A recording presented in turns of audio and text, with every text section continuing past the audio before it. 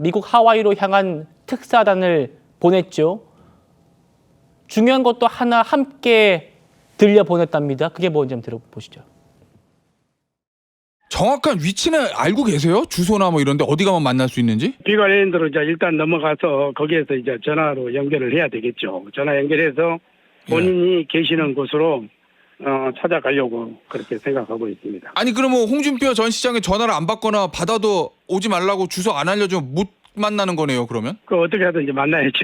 그런데 네. 어제 출발할 때에도 연락을 했는데 오지 마라. 꼭 만나고 돌아갈 겁니다. 이제 언론에 손편지라는 게 이게 나왔잖아요. 예. 이거를 홍준표 후보 입장에서는 굉장히 싫어합니다. 이런 형식적인 거는. 오, 예. 그거를 김문수 후보님이 잘 아시더라고. 예. 그래서 저한테 따로 아주 깊은 메시지를 주셨다. 그 말씀을 제가 전달을 하려고 합니다. 깊은 메시지라고 하면은 어떤 종류일까요, 의원님? 뭐 여기서 공개할 수는 없는 거고. 예. 김문수 후보는 먼저 손을 내밀겠다. 예. 그리고 홍 시장님이 어떤 결정을 하시든 존중하겠다. 예. 지금은 힘을 모아야 할 때다. 이런 절절한 호소가 담겨 있다. 조 의원님, 분명히 이제 홍 시장이 그 특사단 오지 말라고 했다 이랬거든요. 그런데 이제 김문수 후보가 본인의 손편지를 딸려가지고 보냈단 말이에요. 네. 지금 저희가 확인한 건 그 하와이 설득조가 홍준표 전 시장을 만났답니다. 오지 말라, 난 탈당했다, 안 만났다고 했는데 지금 만났고 이제 김대식 의원을 비롯해서 네. 자신의 이제 경선 캠프 때 있었던 사람 만나가지고 지금 들어오는 저 속보는 보수 대통합이 필요하다라는 말을 했다는 겁니다. 이 얘기는 좀 어떻게 들리십니까? 글쎄, 그러면 또 입장이 바뀐 모양이죠. 사실은 얼마 전까지만 해도 홍준표 전 대구시장은 계속해서 뭐 본인이 사실은 그 신한국당으로 정치를 시작하는 게 아니고 꼬마민주당으로 그러니까 노무현 전 대통령의 권유대로 꼬마민주당으로 시작할 걸 그랬다. 뭐 약간 정치의 출발부터 회의를 계속 표시하고 그 이후에 이제 이른바 지금 국민의힘 내부에 있는 뭐 당원이나 지지층이나 이런 사람들로부터의 큰 실망감 같은 거를 여지없이 그대로 드러냈거든요. 그러면서 뭐 이재명 후보 쪽으로부터 뭐 총리직 제안받은 문제 뭐 이런 것도 사실은 명시적으로 부인하지는 않았어요. 그런 점을 보면 그러니까 이제 언론이 홍준표 전 시장이 혹시 이재명 후보 캠프로 가는 것 아니냐, 뭐 정계를 은퇴했다고 하지만 이제 이런 내용들을 막 보도하고 그랬는데 조금 전에 보면 이제 그 특사단이라는 사람들을 만났고요. 네. 뭐 거기 가서 뭐 그 비가일랜드 섬이 뭐 그렇게 크질 않으니까 그리고 거기 뭐 다운타운이 그렇게 크질 않기 때문에 뭐 만날 수는 있었을 텐데 자기 그 프로필 사진을 보면 또 넥타이를 바꿔 맸어요. 파란색에서 빨간색으로. 그러니까요. 그런 것들을 보면 또 마음이 이 특사단을 만나고 나서는 또 마음이 좀 변한 거 아닌가? 예. 그러면 저희가 단정하진 않겠습니다. 제가 네. 특사단이 하와이를 떠나고 나면 또 어떨지 좀 궁금해지는 대목입니다. 예, 저희가 안 그래도 미리 준비했어요. 홍준표 시장이 SNS에다가 페이스북에 프로필 사진을 이렇게 올렸었어요. 파란색 정장에 파란색 넥타이. 그래가지고 뭔가 이게 또 민주당과 연관되는 거 아닌가 이렇게 했는데 돌연 뒤에 또 빨간색으로 타이가 바뀌었단 말이에요. 자, 지금 오른쪽 화면 보이시는 겁니다.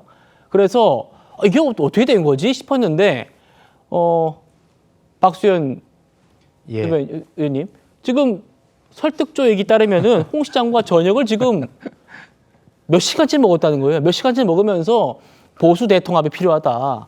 이런 좀 나름 설득이 통했다라는 얘기가 전해지고 있는 것 같아요. 아니, 그런데 천하의 홍준표 전 대구시장님께서 누가 설득하고 해서 넘어가고 그러실 분은 아니잖아요. 이미 본인의 주관이 너무 뚜렷하시고 또 본인이 입은 그 상처가 사실은 굉장히 큰 것이죠. 권영세 전 비대위원장께서 사람의 인성은 어쩔 수 없다라고 하는 아주 인격적인 공격을 한 것이야 참을 수 있다고 하지만 본인이 대구시장까지 정말 버려가면서 그래서 이 당의 마지막 대통령 후보가 되겠다는 일념을 가지고 경선에 참여를 했는데 그 경선이 사실은 뭔가 공정하지 못하고 불공정했다, 투명하지 못했다. 이런 것은 그 당의 대표이기도 했고 그 당의 대통령 후보였던 분으로서 누구보다도 이 당을 사랑할 텐데 그것은 도저히 용서할 수가 없는 큰 자기 인생의 상처로 남을 것 같습니다. 그렇기 때문에 뭐 평소에 그 지지하던 가까운 분들이 가셨다고는 하지만 그런 분들의 말씀에 그렇게 천하의 홍준표 대구시장께서 이렇게 마음이 바뀌어서 넥타이를 바꿔매고 이러지는 않았을 것이다라는 생각인데 아마 제 생각은 아마 저희가 뭘 잘 읽지 못하는 홍준표 소위 정치구단의 높은 선문답 같은 이런 어떤 메시지들이 혹시 좀 오고 가고 있는 건 아닌가 저도 굉장히 궁금해서 예. 저게 어떤 뜻일까라고 좀 굉장히 생각을 많이 해보고 있는 중입니다. 예. 지켜보시죠. 예, 지켜보죠. 김대식, 유상범, 이성배 특사단 3명이 하와이에 있는 이 홍준표 시장을 만나서 위치 어딘지 모른다고 갔거든요.